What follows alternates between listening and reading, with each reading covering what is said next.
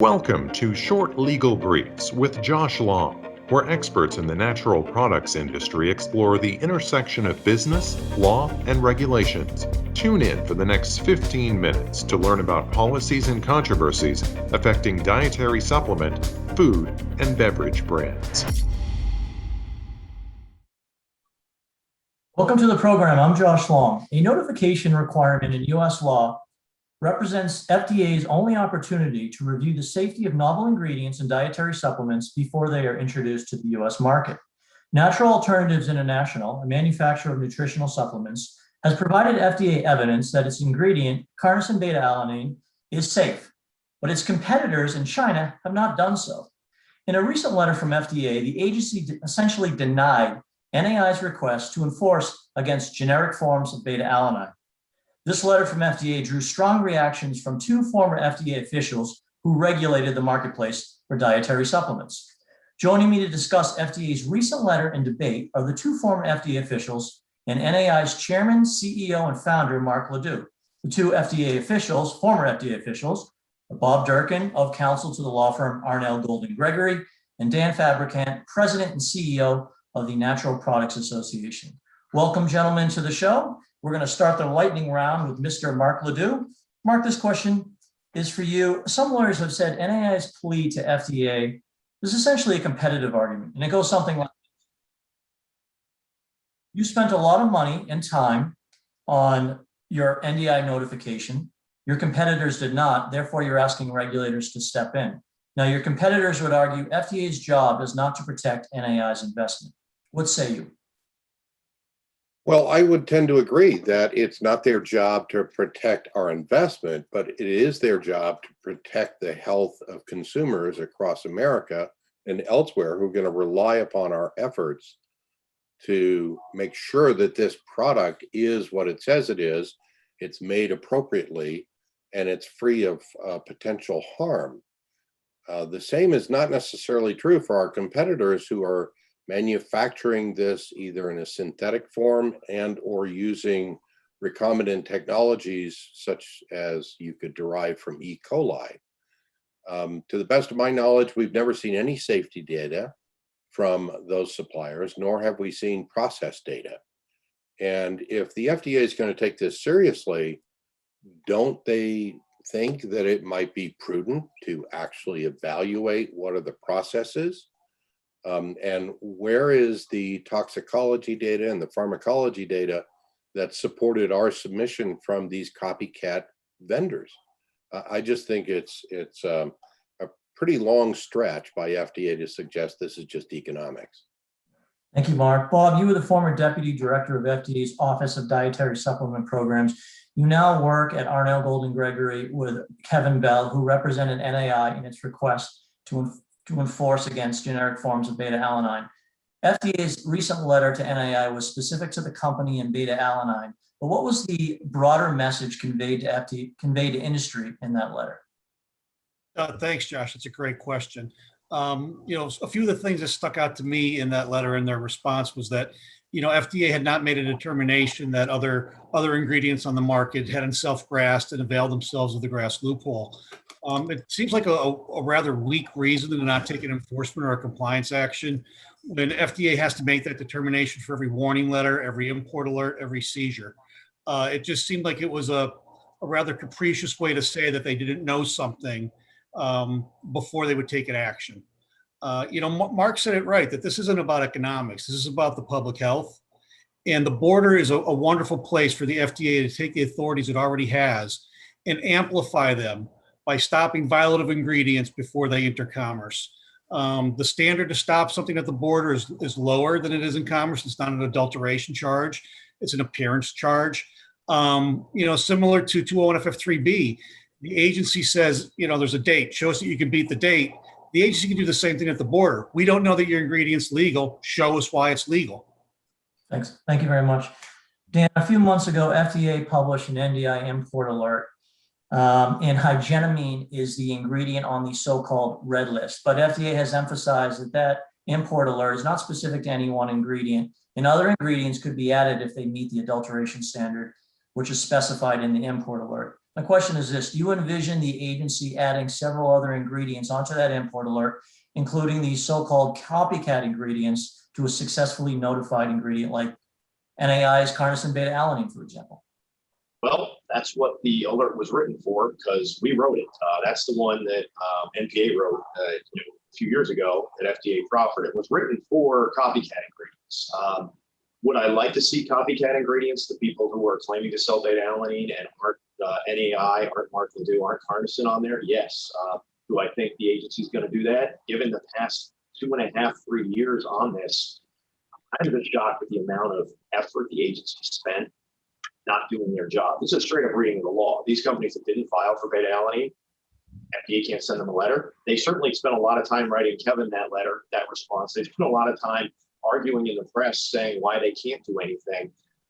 But they can't check in on the people importing the product that is on its face adulterated because they didn't file. They can't say, hey, we want to check out your paperwork on inputs, or just send them a letter.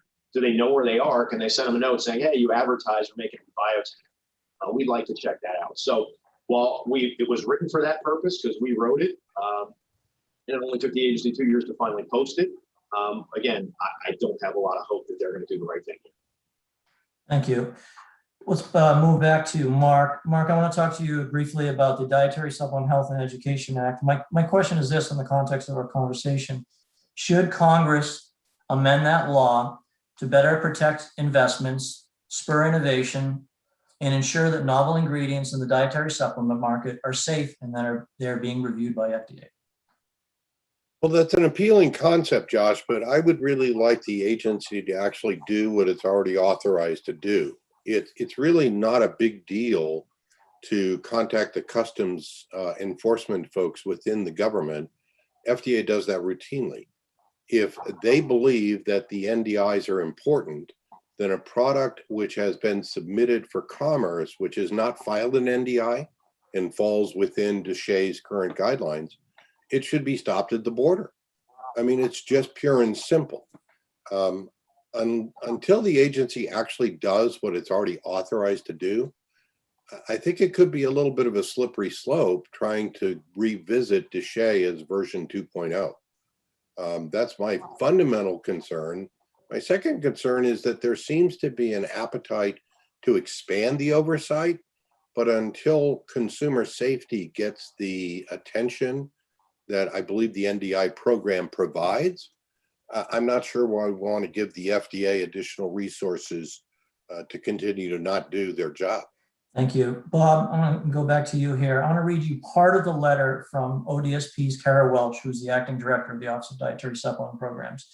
This is the letter to Kevin Bell, your colleague, regarding beta-alanine and NAI's request. And she writes in part, FDA needs to make the best use of agency resources, quote, and we typically prioritize those issues for which there is a known safety risk for consumers. If the agency has not identified a known safety risk regarding beta-alanine, my question is simply this: what is the problem? So, Josh, it's a great question. And the issue with the agency and the import alert isn't unique to beta-alanine, isn't unique to any single ingredient. It's about the NDIN process. It's about the agency doing what they can to encourage, if not insist, that distributors and manufacturers who should have or should file an NDIN do so. The agency's missing a wonderful opportunity to enforce 413, to enforce the requirements for an NDIN. They're just being reluctant to doing so. It's like, as I said, it's a much lower standard at the border. It has an amplified effect downstream for the consumers. It has a beneficial effect for folks that follow the rules and submit NDINs. It shines light on the bad performers. It shines light on the bad players. It'll make it harder for them to get their products into commerce. You asked about the DSHEA 2.0. I think before the agency starts looking for new authorities, they should exercise the ones they have. Thank you. Dan, Representative Jeff Van Drew recently wrote to FDA about the NDI process, and he specifically mentioned beta-alanine. My question is, are you and your allies meeting with other lawmakers on Capitol Hill regarding NDI issues? And are these issues resonating with lawmakers, or are they simply too esoteric? There are a lot of nuances here. We are, and we're not going to stop. We're going to explore every possibility we can here to get this right and to get FDA to do the right thing. They're not too esoteric. I think it's a simple. It's in a lot of ways. There's a two-prong argument that seems to ring with people, and certainly rang with Congressman Van Drew. The first is, wait a second, we have a U.S. company who invested their time in IP, their money, to do the thing they were required to do, not without cost, and they're going to just let someone else say they're selling the same thing without any sort of evidence, proof, documentation from someone that's not the United States. I think that rings with a lot of congressmen. It's like, wait a second here. So our borders are just a sieve, especially in coming out of a COVID environment where we're not doing foreign inspections. So there's the safety aspect to it, as well as the IP aspect of somebody's invested. Part of the agency's job, the mission is protect and promote public health. Well, the agency goes, well, it's not our job to protect someone's investment. It's like, yeah, it's promoting public health. That's the name of the game. If somebody spends money on research, guess what? I'm not saying you give them a prize, but you may treat them different than someone who doesn't do any research. Thank you.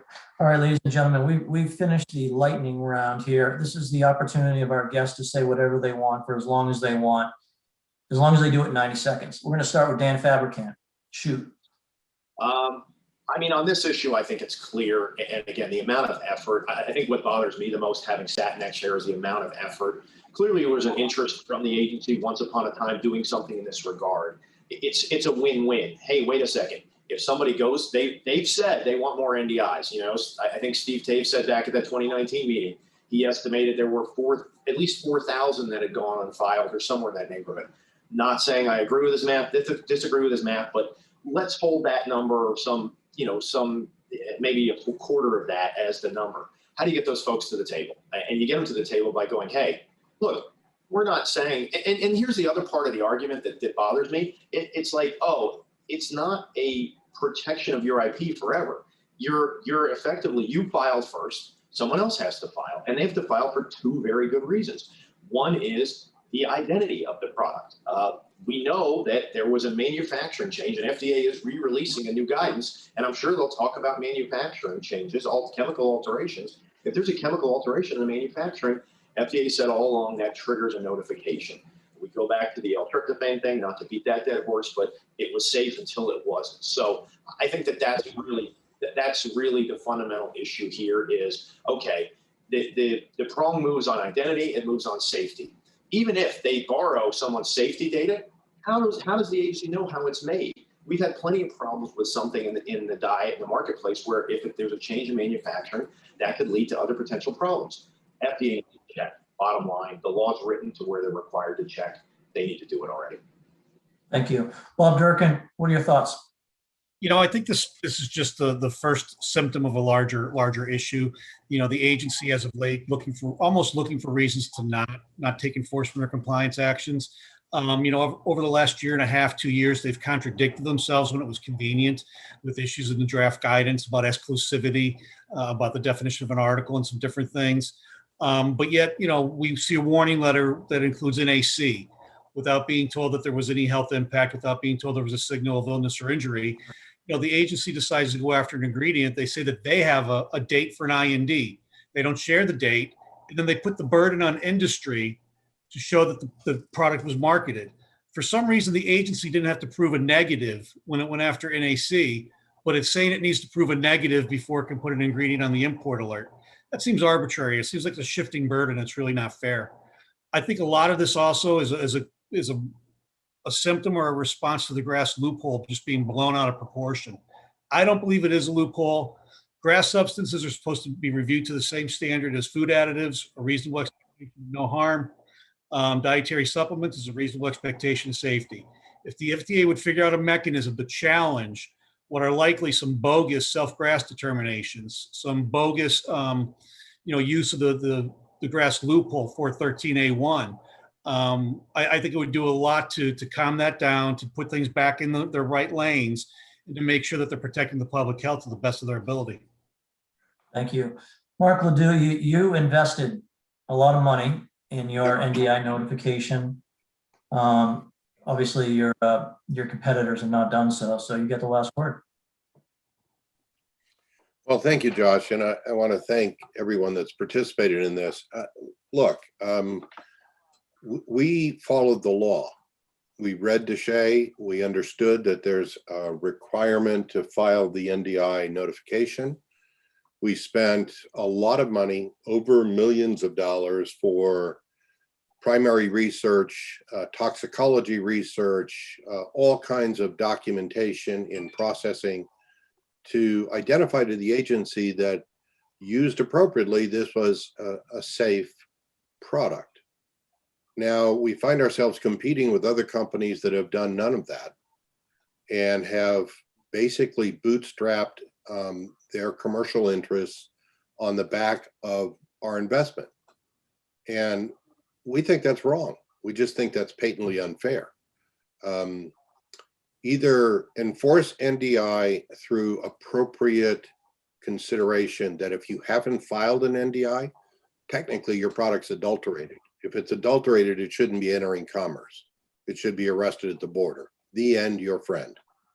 So I don't understand, after having come through a pandemic of COVID, why the United States government is not more concerned about domestic corporations that are spending their money, their stakeholders' resources to follow the law, when foreign suppliers don't do any of that and get a free pass. So that's fundamentally my concern. Thank you very much. Ladies and gentlemen, I want to thank our guests, Mark LeDoux, Dan Fabricant, and Bob Durkin. Thanks a lot for tuning in. We'll see you in 2 weeks for another episode of Short Legal Briefs with me. Until then, take care.